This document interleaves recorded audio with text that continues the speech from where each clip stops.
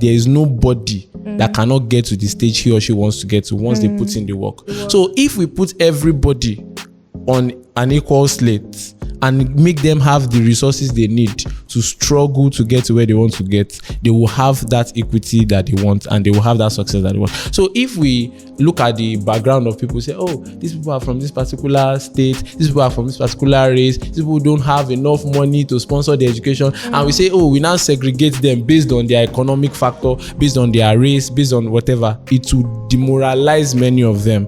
Put all of them on equal pedestal and see if they will not perform, and they will do well. Interesting. And this is so engaging. Hello viewers, and welcome once again to another episode of The Voices of Regalo, a podcast powered by Regalo Hope Foundation. And on today's episode, I'll be your host. My name is Oroluwa Abiodun, and I have a guest with me today in the studio, and we're going to be discussing a crucial topic. Just before we go into the topic, I'd like to briefly read out his profile. So he is a dedicated educator and creative professional, currently serving as the Vice Principal Academics at Grimes International College, Alagbado, Lagos. He is a creative writer who engages in content creation and creative projects, using his platform to inspire, educate, and uplift young people. He is a change advocate who mentors young minds and makes impact in not just the educational sector, but several sectors. Ladies and gentlemen, welcome with me in the studio, Mr. Elijah. Thank you very much for having me. It's a pleasure to have you today. Thank you. So today we're going to be discussing the topic equity, education for all. That's yes, ensuring equity. But before we go into that, I'd like, because I didn't mention your surname because I don't want to bother it, So I'd like you to just give us a brief introduction about yourself. Just introduce yourself and tell us a little bit about your background in education. All right. Thank you very much for having me. It's a wonderful privilege. My name, like she mentioned, is Elijah Akhabigimhe. And at first, I didn't really venture into education. Oh. It was during my NYSC. I had a strong feeling that I have to dwell in education. And that's why I started taking courses. I went to take a program that focuses on education, and little by little, I got more interested, and till now, I've not regretted it. So education is a place I think I love to be, and I don't see it ending anytime soon.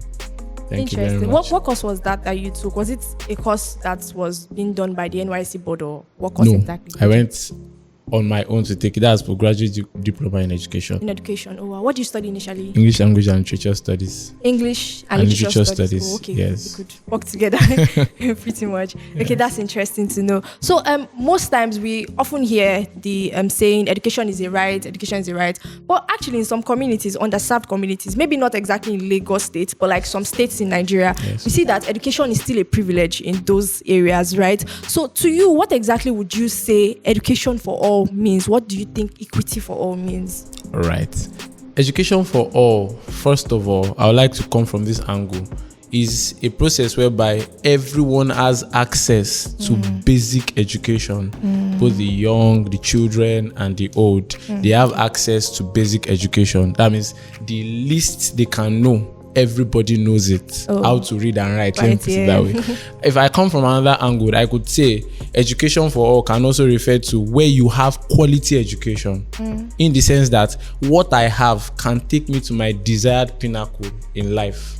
That is where I can say, okay, the education for all syndrome is working. Another aspect is when everybody knows that this is what I want and they are being supported, even if they have needs, especially those with special needs, those are in one way deformed or the other, they are recognized and they look like, yes, I'm being embraced, I know what I want, and everybody seems to know what I want and they embrace me for that. That's another aspect of education for all. Lastly, I would say education for all can mean when you don't stop learning.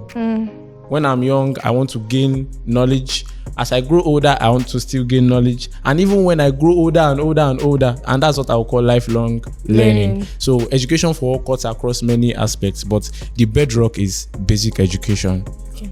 So how would you say that we can change the mindset of the concept around access to learning or access to free education or the basic education that you mentioned? Okay, I really want to spotlight a particular thing, a trend I see around, whereby some people that have access or that know they tend to exchange the knowledge they have, which is supposed to be an everyday thing. When I mean an everyday thing, something that's supposed to be common, they tend to exchange it for money, or they tend to exchange it for what they know that the other person has. Can give in return, yeah. And this is something all of them supposed to have in common. So if you are to curb that lapse in education for all, we have to make sure that those that know make their voices so loud that you need to have this thing, and it's something you are supposed to have freely, so you don't need to exchange it. And they tend to make sure that when they give it to that person has to appreciate them in a very lofty way, and then they start to retard, they start to they start to bring back themselves and not giving their best to get the education they need. Okay, could you cite an example so that people properly understand in a society direction? whereby we have like you mentioned, underserved community, whereby we have just one or two people that are educated. Okay. One person or two of them will just rub minds together and say, if we do this for the community, we want so set of people to do this back for us individually. And this is something that when they were getting it, they got it for free. So for us to make sure that this set of people don't prey on the people that don't know, we have to raise our voices so that this education can spread across everyone in the community. So you believe that education should be everyone in every community should be actively involved in spreading the cause of education. Interesting. So I'd like to deviate a little bit from the topic. I know that your school made an impressive win at the 2025 Edu State Conference. Just in case you didn't know, Grimes College actually went home with the cash prize of 500,000. I think you won first position during the quiz competition. I'm still waiting for my shesha. But so it was impressive, right? Yes. And I'd like to first know what the experience was like for your school. I'd like to also know, like, how did you even get to hear about the competition? Because I know it was in 2 stages. There was the first stage last year, and then where your school competed with, I think, over 30 schools before you made it to the grand finale, in January. So I'd like to know how your school first came in contact with that competition, how they got to hear about it. Right, if my memory serves me right, I can remember when we got to know about it was when my principal called me and told me that there's a competition she would like me to register as students for. That I should just look at it, go to the site and all that. So she linked me up with one of those working in Regalo Foundation, and I was communicating with that person till we got to the event. So it was like a week or 2 weeks, if I'm not mistaken, to that competition. When I got to tell the students, they were like, you cannot do this one though. Just select those that they are best. But I wasn't comfortable with just selecting the best. Picking, I had to take their classes away from them. I had to make sure that they were not in class throughout 2 days. Oh, wow. I locked them up in the library. I left my office. I was with them in the library throughout those 2 days. They'll go home, not that they will sleep in the library. Yes, I So understand. the first day we stayed there. It was the first round of the competition, and I think I had to ask for volunteers. Like, if you want to participate in this competition, I went to the assembly ground myself to announce it so that they will know how serious it was. If you want to participate in this competition, volunteer, meet me in the library so time, bring your food, leave your books in class, bring your food and a book with a Bible. So when they came around, we were drilling them. Some of them even cried inside the library because they never expected they could perform that way, and some did not even expect they could not perform. So after everything, it was so tedious. The first day and the second day, at last we got the 5 people, the 3 people that participated first. I think 2 people that participated first. Yes. One person at the grand finale. One person. For the first 2 people, we got like 5 people because I made it a fair play. So everybody that came around with us that day was part of the competition in our school. So you swapped it on stage or how? No, we didn't swap it on stage. The best 2. The best 2 among them went up stage, while the others were with us on the set. So that's the way we did it. So we got the first set of people. Then the next time we did it afresh. Like from ground level up, we did another competition in school to get the one person. One of the 2 people that went up still came out as the top.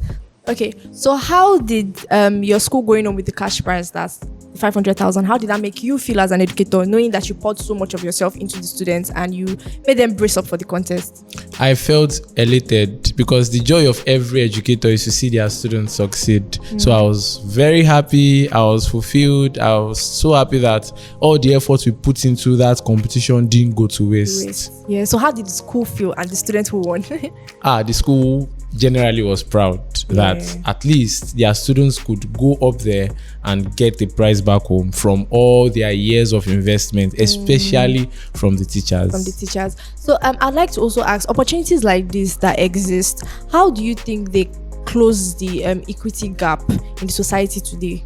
Okay, I'll cite an example. One of the students that went with us that day, she was not one of those that were upstage. Okay. She had this kind of imposter syndrome. She had this kind of feeling that she can't make it. In as much as she's one of the best, but she still feels that she can't meet up.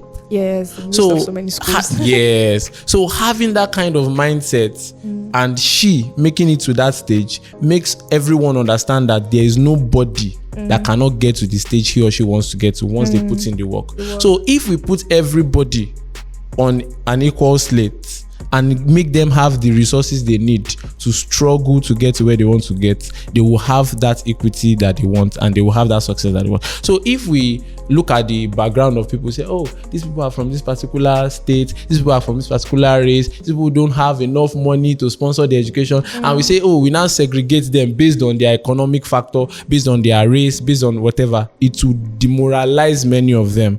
Put all of them on equal pedestal and see if they will not perform, and they will do well. Interesting. This is so engaging. So many schools in underserved communities and rural areas, they face various challenges, so most times we always just talk about equity, inclusion, all of that, and it's just like a mouth talk. Do you get? So what practical strategies do you think that can be implemented from school management to NGO bodies to government bodies, so that no child is left behind and everyone is included in education? All right, thank you for that question. I'll begin with the school management. If every school manager, let me boil it down to proprietor, the principal, and all of them, if they can indoctrinate their students to know that when I'm educated, I'm not educated for myself alone. I'm educated to help the society I'm in first. It will make them look out for areas where that needs development. I have been in a class whereby a student listens to a particular lesson and immediately that student paints a particular area in their streets that's supposed to be like the teacher was teaching them to be. And how would that student not be creative enough to get a solution to it? Because the teacher will not only teach them but give them solutions to that problem. And if it's beyond the student's power, the student involves the teacher or involves the school management, and the school management knows who to involve to get solution to that problem. So once they know that they are there to serve, their mindset changes. Secondly, the NGOs, I really appreciate what Regalo Foundation is doing. First of all, I want to appreciate the online program, Teachers Leadership Academy that train the trainers. If the teachers are trained, I can tell you the students are trained, because what they have learned, they want to implement it while teaching the students. And the students will have an elevated mindset. The students will have an improved mindset to their area and their community. So when they are trained, automatically the students are trained. And when these NGOs look out for area, I know that NGOs really have nose for like called blind spots in the community where probably the government did not see, because the government has a whole lot to do. So probably they did not see those areas, but the NGOs, they go deep into those communities to see them, and when they are spotlighted, they tend to contribute to the success and to development of those areas in the underserved communities. So if the government can also step in to support the NGOs and support the schools they are trying to contribute to the development of the societies, it will help a great deal. And the government should not hesitate to play their role and leave it to the NGOs and society, the school management. And I know that there will be a whole lot of development in those communities. That's quite impressive. Okay, so I think the final question I'll ask you, while you were speaking about the competition, how your school prepared for the competition, Yes. you mentioned how you were able to, you didn't just unpick students, you were Yes. able to bring them all together, let Yes. them liaise, let them go through, to know who is better and give them a fair ground to compete. Yes. And I think that's one way you actually contribute your own little quota into an education for all. Definitely. So what other advice or strategies would you give to educators to be able to include all students in their classroom, In their classroom, I can imagine a situation whereby a teacher walks into the classroom and just looks at a particular set of students and writes some off and gives credence to some.